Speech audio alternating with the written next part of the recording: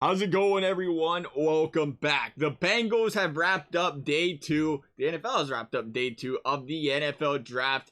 The Bengals, once again, attacking some more defensive players in the second and third round. They started off with Taylor Britt, the Nebraska cornerback, who appears to be a very physical cornerback at the line of scrimmage, a very fast cornerback, and a versatile one. We're starting to see a theme build up here with this Bengals draft this year where they're trying to get some speed, they're trying to get some versatility. This is another guy that you can slide him around a little bit in his secondary and he can be an effective player. Do I expect him to be a starter day one? No. He's probably got some growth to be had there, but he's a guy that, again, you have to be able to bank on it. You don't want to bank on injuries, but you have to be able to be worried about injuries happening in this league. And to have guys that are versatile, that you can slide around in that secondary in different positions if need be and still be an efficient player, that's key.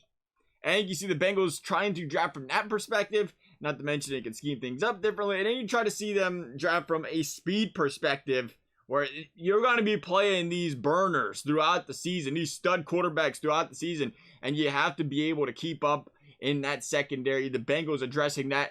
And I really like the idea of them going that direction. And then the Bengals selected Zachary Carter out of Florida, the defensive end. You heard this one before. A versatile guy.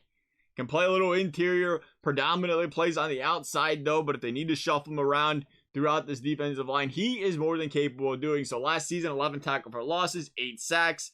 Is more known for his pass rushing abilities than he is his run stopping abilities, but he's still a big physical guy this Bengals are going to have on this defensive line, who again provides depth. I think that was important for the Bengals. Is can this guy blossom into a starter? It's possible, he's got the potential, but I think they're looking for these guys where you already got Hendricks and you got Hubbard out there. You're looking for these guys, you can give these guys a breath, give them a quick break, and still have a sufficient pass rusher come in there where you're not feeling like you're pressured to keep those workhorses on the field the entire game. Allow them to stay fresh, allow them to come out, throughout the game.